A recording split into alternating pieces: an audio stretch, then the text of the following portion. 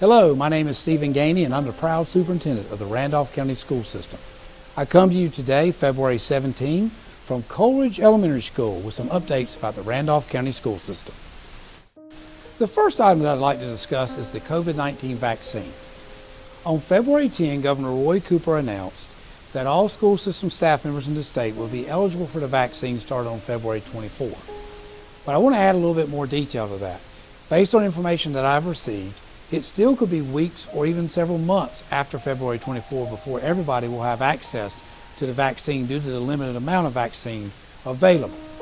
I also want to remind everybody that on February 15, I sent a survey out to all staff members and it had only one question on it, and the question pertained to whether you wanted to take the vaccine or not. And we need that response from you, and we will leave the survey up until 5 p.m. on February 19. And the only reason why we need that response is so we can help Susan Hayes, Director of Randolph County Public Health, plan, because she'll need to know how many of the vaccines to pull aside for school system staff members in the Randolph County School System as they become available. And finally, I just want to say something to all staff members. Yes, the vaccine is going to become available for staff members in our school system. I want to remind you that I respect whatever decision you make regarding whether you take the vaccine or not. It is an individual decision, and I'm going to respect that decision, and we're going to continue to move forward as a school system. So I just want to make sure you're aware of my feelings about this vaccine. Whatever you decide, I'm going to respect it, and it's going to be an individual decision on your part, and we will continue to move forward as a school system. So staff members, if you've not completed the survey, please complete the survey. We only need that information for planning purposes so we can work with Susan Hayes, Director of Randolph County Public Health. At this time, I'd like to recognize Trindale Elementary School. At the February 15 Board of Education meeting, Trindale Elementary School was recognized as a school system's nomination for the Lighthouse School Award through the North Carolina Association of Supervision and Curriculum Development. I just want to say a big congratulations to Todd Henderson, the principal, Whitney Aiken, the lead teacher, Judy Cagle, assistant principal, and all the staff members and students at the school. This school was selected as our nomination for their continual work in innovative ways and their continuous improvement over time. And they've just done a great job of helping kids continue to progress and improve academically. And a lot of efforts have been made on the social emotional development of students on the campus. And I just want to say congratulations to everybody associated with Trindale Elementary School, and I want to wish them good luck in the process as they move forward and compete against other schools in the state for the Lighthouse School Award. And just want to say a big thank you to Todd Henderson, the principal at Trindale Elementary School, for his great leadership of the school. So just congratulations, Trindale Elementary School. The next item that I'd like to discuss involves kindergarten registration for the 2021-2022 school year. Kindergarten registration will start on March 1, and because of some of the restrictions in place with COVID-19, we will not have our annual kickoff event at every school like there has been held in the past. But just want to encourage all parents of rising kindergartners, you need to call the school that your child is assigned to, and they will set an appointment for you to come in and register your child. And we do need to do that as soon as possible. But I also want to remind everybody that kindergarten registration will start on March 1, but it will continue all through the spring and all through the summer as we get ready for the start of the 2021-2022 school year.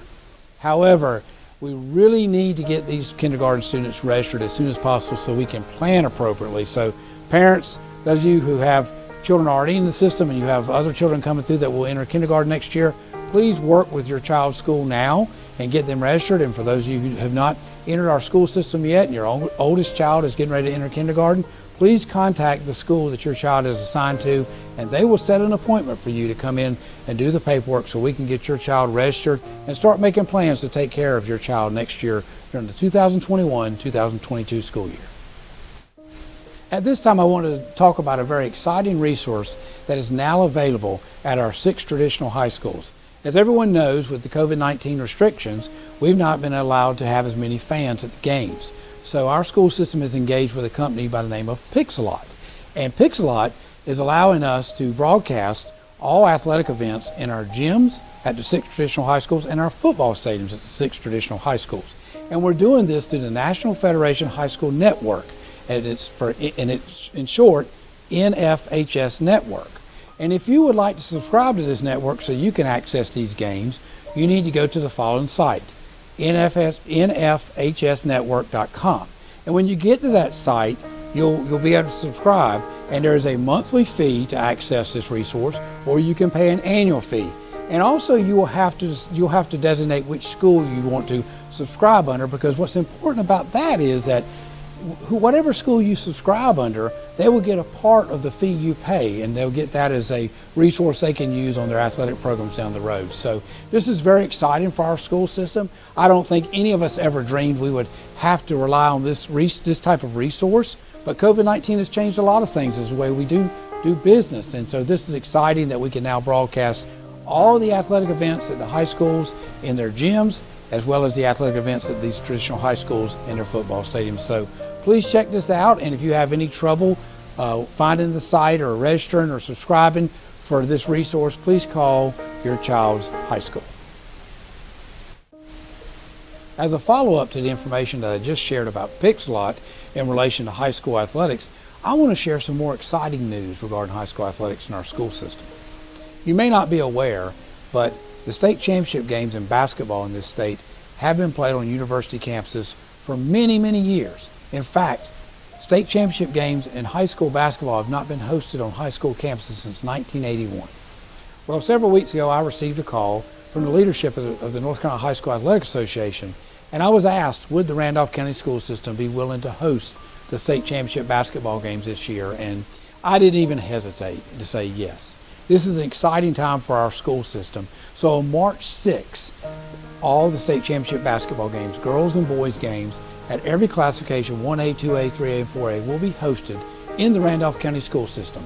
Half of the games will be at Wheatmore High School, and half of the games will be at Providence Grove High School. And I just want to take a moment to thank Eric Johnson, principal at Wheatmore High School, and Rick Halo, athletic director at Wheatmore High School, and Calvin Brown, athletic director at Providence Grove High School, and April Thompson, principal at Providence Grove High School, for their work to plan and get ready for these special events. This will be a special time for the state of North Carolina, and it'll be a real special time for the Randolph County School System, and I'm just glad for our school system to be a part of this. Again, high school state championship basketball games have not been on high school campuses since 1981 in this state, and so we will be hosting them on March 6th, and I hope it'll be a great time for all the communities throughout our school system to see these special games played back on high school campuses. The last item that I'd like to discuss today involves winter weather. And today is February 17, and we'll be releasing this video later today. And I just want to take a moment to remind the students, staff, and parents that we're aware of the weather forecast, and my staff and I will be watching the weather throughout the afternoon and the evening hours, and trying to determine what is going to happen with the weather based on the forecast. And as always, our decisions based on whether school's in session tomorrow or delayed will be based on the safety of everybody. We want to make sure our students are safe, our staff members are safe, and our parents who bring students to and from school are safe. So just want to let you know that we have put a lot of attention on the weather in the last 24 hours, and we will continue to over the next 24 to 48 hours, so we can make sure that we're making decisions that has the best interest of everybody in the school system, particularly in the area of safety. So please be on the lookout for any announcements. I want to remind you, any announcements we put out on social media. We will put them on the school system's webpage, and we also use the telephone messenger system as well for these announcements. So just as we know more, we will let you know, but we're always going to err on the side of caution with a focus on the safety of our students, our staff members, and our parents. In closing, I just want to say a big thank you to our students, our staff members, and our parents for your great teamwork during the 2020-2021 school year. Not sure if you're aware of this, but today is day number 113 in the 2020-2021 school year, and we would not have made it this far if it had not been for the collective efforts of all three groups, our students, our staff members, and our parents. So I say a big thank you to you. And I want to remind you that we still have a long ways to go. We still need to make sure we're adhering to the safety standards that we have in place. We need to continue to wear cloth face coverings at all times on school campuses, including after-hours events such as athletic events. We need you to remember to, if you have symptoms, don't come to school. Call your school and ask them for guidance on what your next steps are. If you've been exposed to someone who's positive with COVID-19, please don't come to school. Call your school and ask for next steps in terms of what you need to do. Also, if someone in your house has symptoms of COVID-19, please do not come to school. Again, call the school and ask for help as far as what your next steps are. And I also want to remind you that if you travel out of the country, you will be asked to quarantine for 14 days upon your return from your travels. So we need to continue to work together as a team, but at this point, all I can say is a big thank you to all three groups, because what a great team effort this has been. We would not have made it to day 113 if our students, our staff members, and our parents had not committed to the plan and stuck with the plan. And so all I can say is thank you. I am so proud of you, and I greatly appreciate all of you for what you've done to help us have the school year we've had so far during the 2020-2021 school year.